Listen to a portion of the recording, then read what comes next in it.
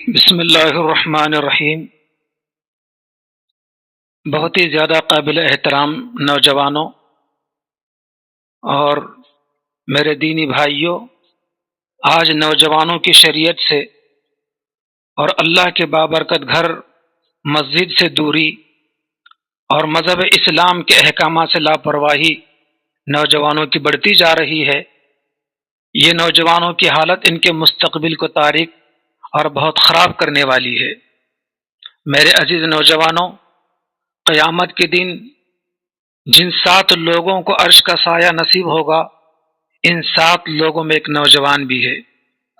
بخاری شریف کی حدیث ہے، پیغمبر اسلام صلی اللہ علیہ وسلم فرماتے ہیں کہ قیامت کے دن جن 7 لوگوں کو عرش کا سایہ نصیب ہوگا، ان 7 لوگوں میں ایک وہ نوجوان بھی ہے جس کی جوانی اللہ کی عبادت میں گزری ہو۔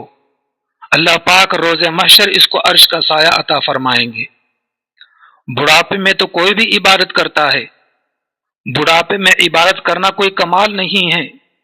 کمال تو یہ ہے کہ گناہ کرنے کی طاقت ہو، گناہ کرنے کی قوت ہو، گناہ کرنے کے مواقع ہوں، پھر بھی گناہ نہ کیے جائیں، بلکہ اللہ کی عبادت کی جائے، اللہ کی بندگی کی جائے، یاد الہی میں اپنے اوقات گزارے جائیں۔ اسی وجہ سے کسی نے کیا خوب یہ مقولہ لکھا ہے کہ جوانی کا ایک سجدہ بڑھاپے کے 70 سجدوں پر بھاری ہے۔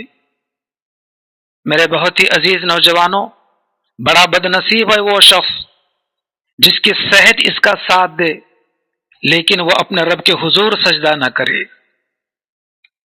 کتنے بوڑھے ایسے ہیں جو زمین پر سجدہ نہیں کر پاتے، کتنے بوڑھے ایسے ہیں جو زمین پر سجدہ کرنا چاہتے ہیں لیکن کمر جھک چکی ہوتی ہے، پیر جواب دے چکے ہوتے ہیں، زمین پر سجدہ نہیں کر پاتے۔ کیا ہمارے نوجوانوں کو ایسے بڑھاپے کا انتظار ہے؟ اسی وجہ سے حدیث مبارکہ میں ہے، حضرت نبی کریم صلی اللہ علیہ وسلم فرماتے ہیں کہ لوگوں، 5 چیزوں کو 5 چیزوں سے پہلے غنیمت سمجھو۔ ان 5 چیزوں میں نمبر 1 پر جو ہے وہ یہ ہے، شبابک قبل حرمک، کہ تم اپنی جوانی کو غنیمت سمجھو بڑھاپے کے آنے سے پہلے۔ جوانی میں ہر عبادت صحیح طور پر ادا ہوتی ہے، اور اگر جوانی میں کوئی گناہ ہو جاتا ہے، کوئی غلطی ہو جاتی ہے، کوئی نافرمانی ہو جاتی ہے تو اللہ کے حضور توبہ کی جائے، اس لیے کہ جوانی کی توبہ بھی اللہ تعالیٰ کو بہت پسند ہے۔ فرمان نبوی ہے، التائب من الذنب کمن لا ذنب لہ، کہ گناہوں سے توبہ کرنے والا ایسا ہے جیسے کہ اس نے گناہ کیے ہی نہیں۔ قیامت کے دن بندہ اللہ تبارک و تعالیٰ کے سامنے کہے گا کہ مالک ایک موقع دے دے دنیا میں جانے کا، سجدے سے سر نہیں اٹھاؤں گا۔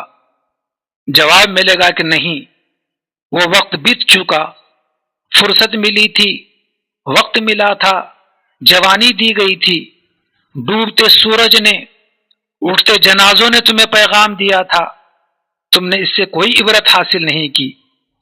چکھو اب اپنے کیے کی سزا اور بھگتو اپنے گناہوں کی سزا۔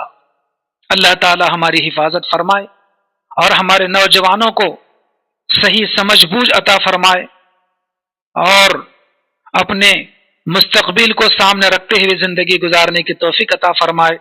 اسی پس منظر میں امجد حیدرآبادی نے کیا خوب کہا تھا کہ اب نہ دور شباب باقی ہے اور نہ دور شراب باقی ہے۔ شباب کہا جاتا ہے جوانی کو، اب نہ دور شباب باقی ہے اور نہ دور شراب باقی ہے، لذتیں ختم ہو گئی لیکن لذتوں کا عذاب باقی ہے۔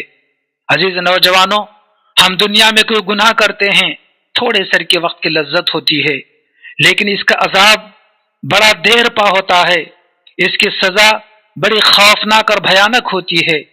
اس لیے ہم اپنے جوانی کو غنیمت جانیں اور اپنے جوانی کو اللہ کی عبادت میں گزاریں، اللہ کی بندگی میں گزاریں، یاد الہی میں گزاریں۔